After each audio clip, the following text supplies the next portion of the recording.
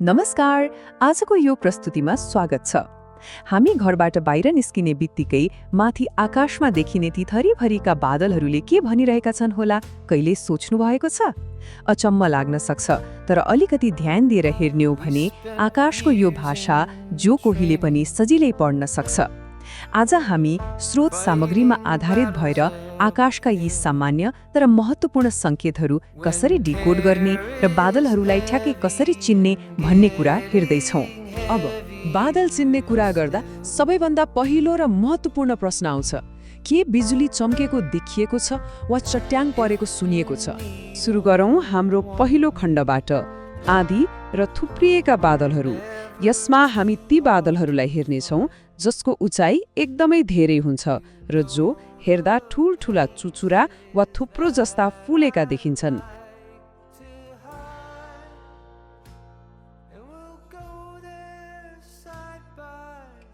साँच्चै भन्ने हो भने यी आकाशका सबैभन्दा नाटकीय आकृतिहरू हुन्। अघि हामीले चट्याङ र बिजुलीको कुरा गरेका थियौँ नि। हो, यदि त्यस्तो भइरहेको छ भने त्यसको मुख्य दोषी यही क्युमुलोनिम्बस बादल हो। यो ठ्याक्कै एउटा विशाल धरहरा जस्तै उभिएको हुन्छ। कहिलेकाहीँ यसको टुप्पो लोहारले प्रयोग गर्ने अचानो अर्थात् एन्भिल जस्तो समतल आकारको हुन्छ, अनि यसको माथिल्लो 1/3 भाग अलि धमिलो वा भुवादार देखिन्छ। यो देख्ने बित्तिकै चिनिहाल्नुस्, यो क्युमुलोनिम्बस हो।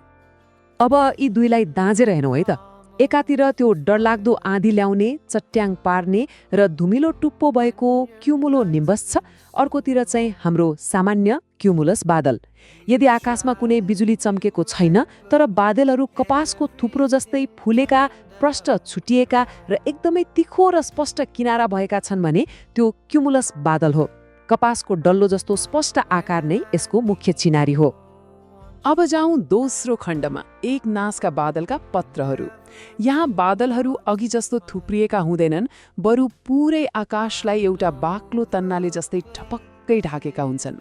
यी तहहरू कहिले निरन्तर हुन्छन् त कहिले बीचबीचमा टुटेका हुन्छन्, तर यिनमा कुनै डल्ला वा लहरहरू भने हुँदैनन्।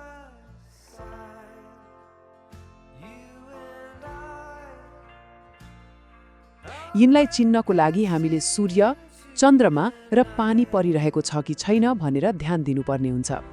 यो तन्ना जस्तो बादलमा एउटा गजबको कुरा हुन्छ, हेलो अर्थात् उज्यालो घेरा। के घाम वा जुनको वरिपरि कुनै उज्यालो घेरा देख्नु भएको छ? यदि छ भने पक्का बुझ्नुस् त्यो सिरोस्ट्राटस बादल हो। यो बादल एकदमै पारदर्शी, दुधिलो वा भनौँ एउटा पातलो रेसादार पर्दा जस्तो हुन्छ। यसबाट सूर्य वा चन्द्रमा एउटा चम्किलो दाग जस्तो मात्र देखिन्छ, र रोचक कुरा के भने यसले जमिनमा छाया पनि बनाउँछ। बाँकी रहेका अरू एकनासका बादलहरूलाई यसरी छुट्याउन सकिन्छ। अल्ट्रोस्ट्राटसले घामलाई एउटा मधुरो वा धमिलो थोप्ला जस्तो मात्र बनाइदिन्छ र यसले कुनै छाया बनाउँदैन। त्यस्तै स्ट्राटस भनेको त तल्लो सतहमा हुने खैरो वा सेतो तह हो, अनि निम्बोस्ट्राटस चाहिँ एकदमै कालो, भिजेको जस्तो देखिने बादल हो जसले घामलाई पुरै छेकिदिन्छ र लगातार पानी वा हिउँ पारिरहन्छ। यदि आकाशमा सेता, मसिना धागो वा रेसाहरू उडिरहेको देख्नुभयो भने त्यो पक्कै पनि सिरस बादल हो। यसको आकार ठ्याक्कै माछा मार्ने हुक, चराको प्वाँख वा लामा पट्टीहरू जस्तो हुन्छ। यो सम्झन साँच्चै नै एकदमै सजिलो छ नि। रेशमी चमक भएका टुक्राहरू। सिरस बादललाई अरू सबै बादलबाट छुट्याउने मुख्य विशेषता नै यही हो। आकाशमा छरिएका यी बादलहरू साँच्चीकै नै टल्कने रेशम जस्तै देखिन्छन्। कस्तो अचम्मको कुरा है। ल, अब हामी हाम्रो अन्तिम खण्डमा आइपुगेका छौँ। यो खण्ड एकदमै रमाइलो छ, किनभने यसमा हामी आकाशमा गोलो वा डल्लो परेका बादलहरूलाई चिन्ने एउटा अचम्मको तरिका सिक्दैछौँ। सुन्दा पत्यार्न लाग्न सक्छ, तर कुनै उपकरण बिना केवल आफ्नो हात र औँलाको प्रयोग गरेर पनि बादलको प्रकार पत्ता लगाउन सकिन्छ। सबैभन्दा पहिले एउटा हातलाई आकाशतिर सिधा तन्काउनुहोस्। दोस्रो, बादलको एउटा सानो गोलो डल्लो वा टुक्रालाई आफ्ना औँलाहरूसँग दाजेर नाप्नुहोस्। र तेस्रो, त्यो बादलको टुक्रा एउटा औँलाभन्दा सानो छ, 1 देखि 3 औँला जत्रो छ वा पुरै हात जत्रो छ, त्यो छुट्याउनुहोस्। यसरी सजिलै डिग्रीको आधारमा बादलको आकार नाप्न सकिन्छ। यदि बादलका ती साना छालहरू वा दानाहरू तपाईँले तन्काएको हातको एउटा औँला भन्दा पनि साना छन् भने त्यो सिरोक्युमुलस बादल हो। यो एकदमै माथिल्लो सतहमा हुन्छ र हेर्दा बालुवाका मसिना सेता दानाहरूको पातलो खेत जस्तै देखिन्छ। यदि बादलका ती गोलाकार टुक्राहरू 1 देखि 3 वटा औँला जत्रा छन् भने त्यो अल्टोक्युमुलस हो। यी सेता वा खैरो टुक्राहरू कपासका डल्लाहरू वा कुनै लेन्सको आकार जस्ता देखिन्छन् र आकाशमा लहरै मिलेर बसेका हुन्छन्।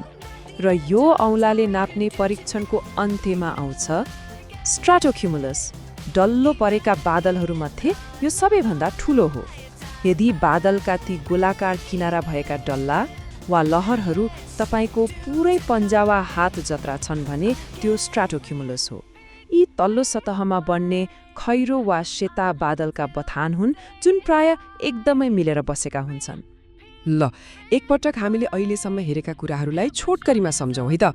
हामीले आकाशलाई 4 वटा प्रष्ट दृश्य परिवारहरूमा बाँड्यौँ।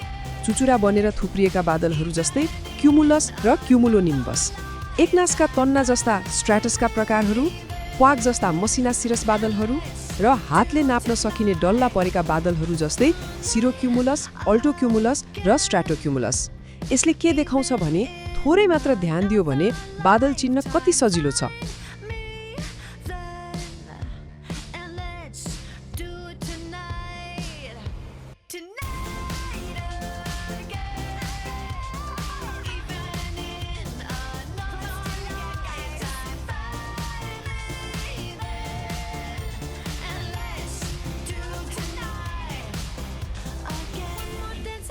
आकाशले सधैँ हामीसँग केही न केही भनिरहेको हुन्छ, मात्र हामीले सुन्न र हेर्न जान्नुपर्छ।